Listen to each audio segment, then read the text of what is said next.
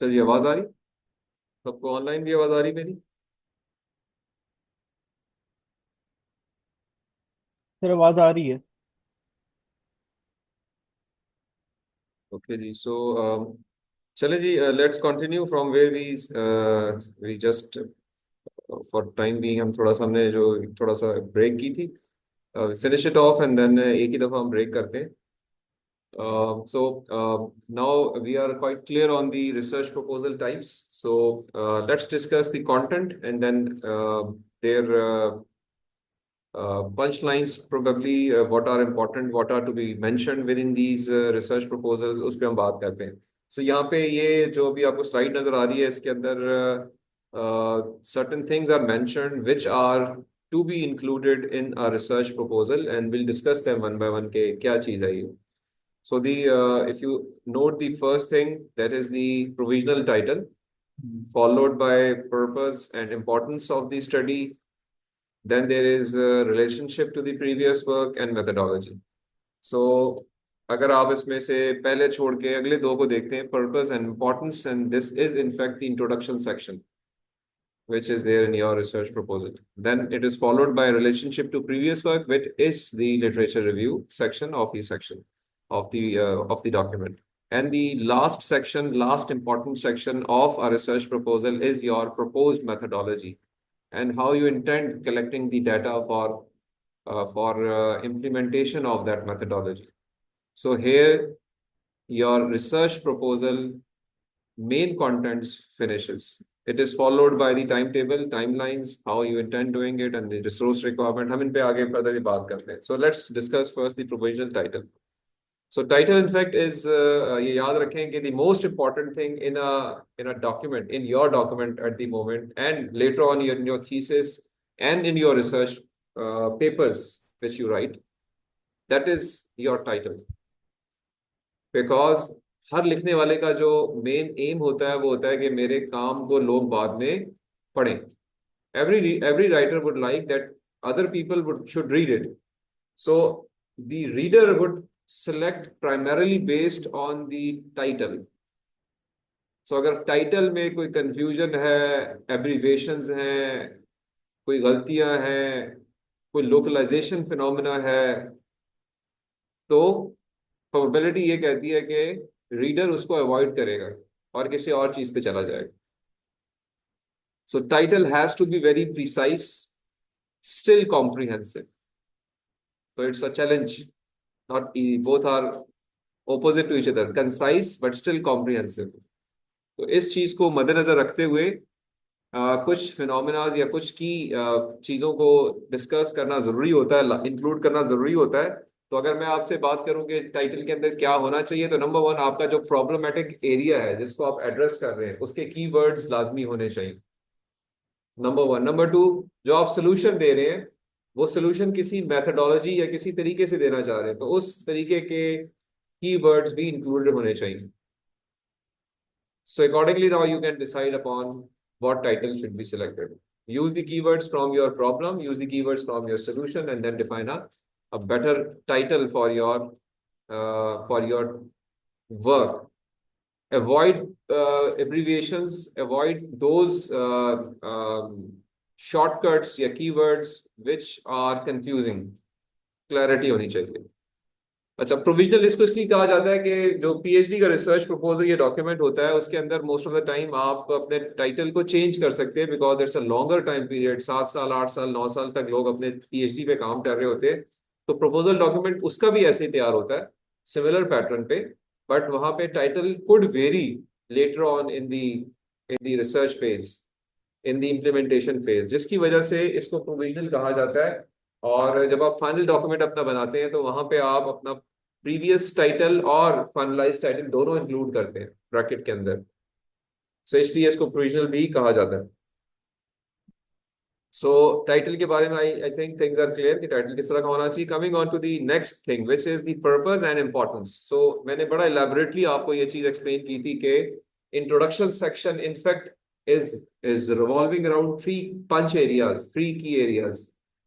Number one, introduction of the problem domain. You give the introduction of the problem, right? And then you give the significance of the problem. So purpose of study is what? It is the introduction of the problem, and importance is significance of the problem. So both of them have to be given suitably in your introduction section. Importance जो दी जाती है वो दो तरीकों से दी जा सकती है।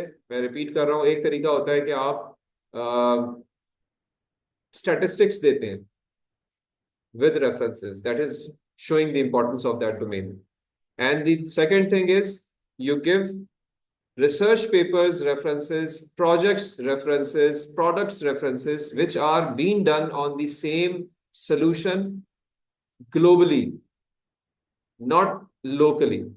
You give the impression to the reader that this is a global problem. It is not, ये कोई मेरे महल्ले का मसला नहीं है, मेरे घर का मसला नहीं है, मेरे ऑफिस का मसला नहीं है, बल्कि ये पूरी दुनिया का प्रॉब्लम है। So how you would be able to do it, if अगर आप ये कह सकें या बता सकें कि इसका हल जो है वो एशिया में भी हो रहा है, इस तरह से हो रहा है, इसका हल जो है वो अफ्रीका में भी हो रहा है, इस तरह से हो रहा है, इसका हल जो है वो यूरोप में भी हो रहा है, इस तरीके से हो रहा है, इसका हल अमेरिका में भी किया जा रहा है, इस तरह से किया जा रहा है। तो इस तरह के जो बेंचमार्क रिसर्च पेपर्स हैं, state of the art products हैं, अगर आप वो यहाँ पे इंट्रोडक्शन सेक्शन में इंक्लूड कर लेंगे, so that would be showing the importance of this domain, right. And lastly then you give last जो इसके कुछ पैराग्राफ्स होते हैं उसके अंदर आप अपने अपने सोल्यूशन को इंट्रोड्यूस करते हैं, राइट। सो इस तरीके से आप इंट्रोडक्शन सेक्शन को कंप्लीट कर लेते हैं, followed by the relationship to the previous work. This in fact shows various related approaches, the solutions which are similar to the one which you are going to propose. तो again यहाँ पे important क्या है कि ये लिटरेचर रिव्यू सेक्शन जो होता है ये अब इस पे डिसीजन लेना जो है वो उस डिजाइनर का या उस रिसर्चर का काम है जिसने इस पे काम करना है। SLR इज अनदर थिंग, याद रखेंगे SLR इज समथिंग जिसमें आप एनालिसिस ऑफ एनालिसिस देते हैं, वो इसका हिस्सा नहीं होते। Literature review section is first step of the ladder. SLR is the last step of the ladder, which people generally do after doing their own solution, right? So SLR के लिए Prisma kitchen and model use किया जाता है, number of studies को study किया जाता है और एक प्लेटफॉर्म पे उनके बारे में फिर कमेंट किया जाता है after passing them through screening and filtering process. So वो एक अलग डोमेन है जिसमें हमने लास्ट क्लास में बात की थी। अभी जो लिटरेचर रिव्यू जिसकी बात हो रही है वो 15-20 पेपर्स हैं जो कि आपने रेफरेंसेस के तौर पे इंक्लूड करने। The first step which are decided either based on time. You generally say कि यार ये कीवर्ड्स हैं, आप कुछ पेपर्स ले लेते हैं पिछले 3-4 साल के, कुछ ले लेते हैं आप पिछले 10 साल के, कुछ ले लेते हैं आप पिछले 50 साल के। तो इस तरीके से आप टाइम लाइन्स के तहत 15-20 पेपर डिसाइड करके उनके बारे में अपने लिटरेचर रिव्यू सेक्शन में लिखते हैं कि वो मेथड क्या है, उसके पॉजिटिव्स क्या हैं, उसके नेगेटिव्स क्या हैं।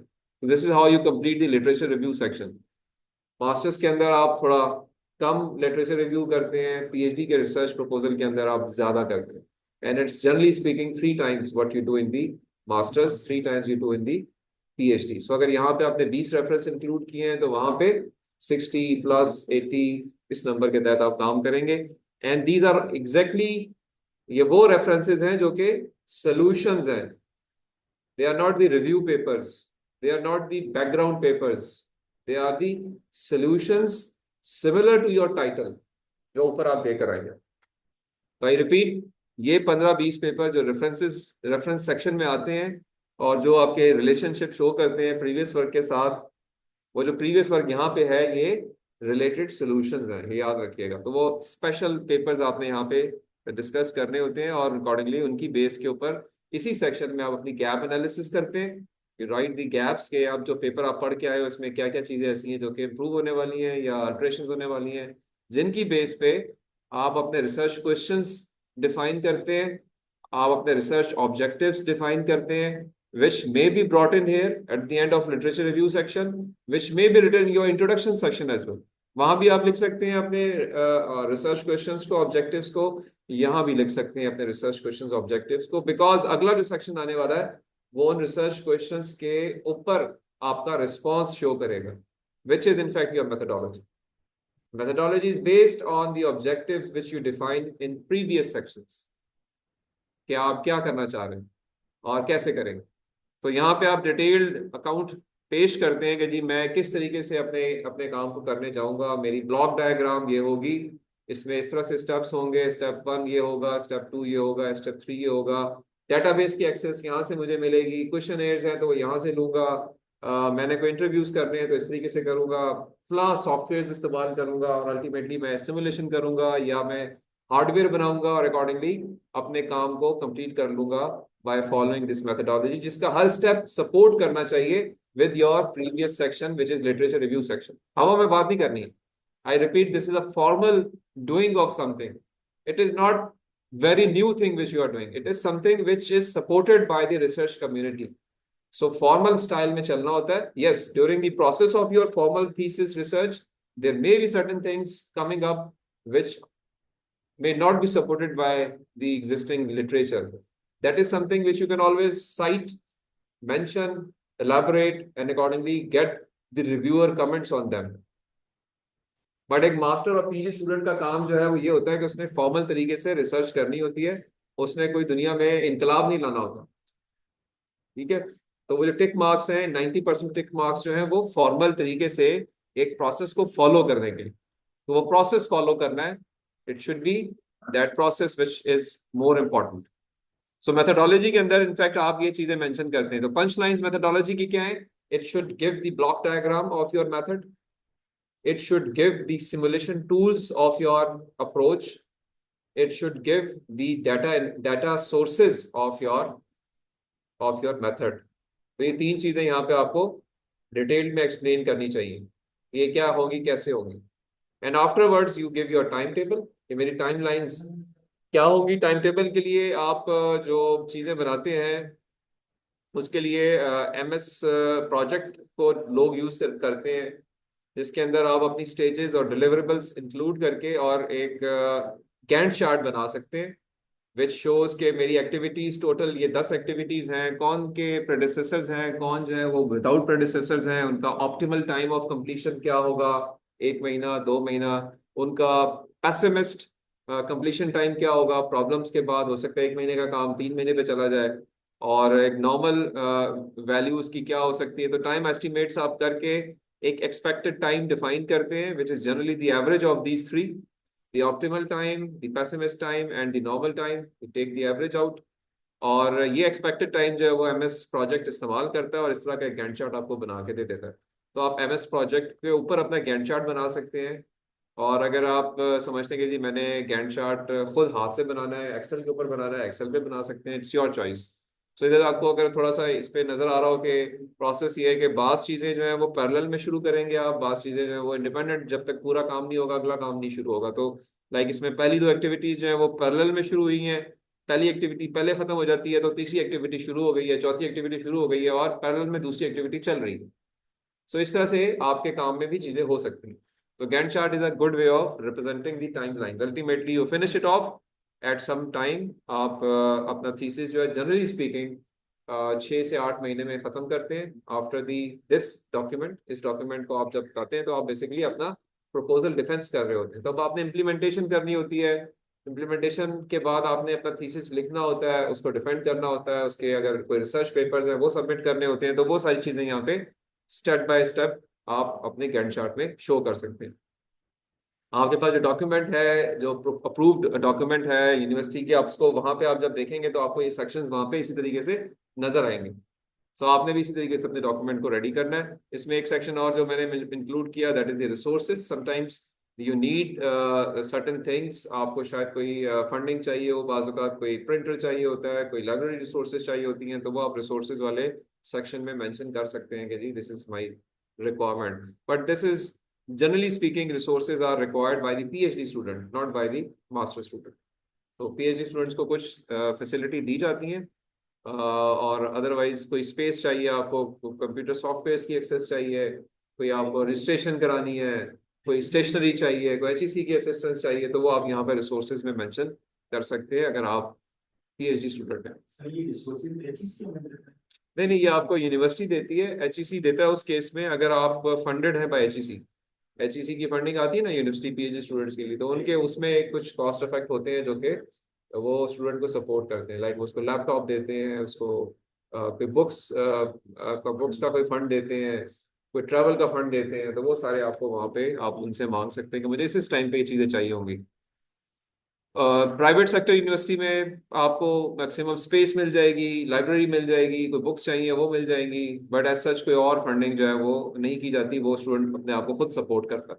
ठीक है, तो this is how our research proposal document is finished. This is as far as this particular phenomena is concern. So अगर आपका यहाँ पे इस वक्त तक कोई सवाल है तो आप पूछें कि कोई चीज़ जो डाउटफुल हो या समझ ना आई हो आपको from the research proposals perspective. Online जो लोग हैं उनमें किसी का कोई सवाल, कोई डाउट है तो आप पूछ सकते हैं जी। Anything? Iqra, Sajid, Bilal? No sir. नहीं सर, क्लियर है सर, थैंक यू। जी। सो ठीक है जी। So I intend to keep today's lecture to this point. आज मैं इसके अलावा चीज़ें कुछ कवर नहीं करूंगा because there is another commitment जो मुझे अभी पूरी करनी है। So probably we will stop here. अगर आपका कोई सवाल है तो ठीक है, अदरवाइज जो मैंने आपको टास्किंग की है वो मैं रिपीट कर देता हूँ कि आपने अपना प्रपोजल डॉक्यूमेंट के 2 सेक्शंस जो हैं वो लिखने हैं इस वीक में, और by the end next class आपने वो डॉक्यूमेंट उस हद तक जिसमें आपका टाइटल का पेज होगा, आपका इंट्रोडक्शन का सेक्शन लिखा होगा, लिटरेचर रिव्यू लिखा होगा, और उसके रेफरेंसेस होंगे एज पर दी स्टैंडर्ड पैटर्न जो हमने क्लास में डिस्कस किए कि किस तरह से लिखना है, मैंने आपको बताया है। तो वो चीज़ें, उन्हीं गलतियों को मैं नोट भी करूंगा, आपने उसको उस तरीके से फॉलो करना है और मुझे डॉक्यूमेंट भेजनी है ताकि इसका मैं आपको एक इनिशियल प्लेजरिज्म चेक दे सकूं, और फिर आप उसको फॉलो करें। आप एआई टूल्स को यूज़ करें लेकिन अकल के साथ इस्तेमाल करें, और आपका लर्निंग होनी चाहिए। ये नहीं कि आप कहें कि जी सारा कुछ मैं उससे करा लूंगा और शॉर्टकट लग जाएगा, तो वो पकड़ा जाता है। जब पकड़ा जाता है तो उसमें आपकी रिस्पेक्ट कम होगी। तो आई वुड रिक्वेस्ट कि work for your own respect, right? So use make use of tools, but इस तरह से कि आपकी अपनी ट्रेनिंग ज्यादा हो। ठीक है, तो आई होप कोई क्वेश्चन नहीं है आपका किसी का भी? No sir. चले जी। So if there is no question then see you next time. Thank you very much for your time, और wish you best of luck.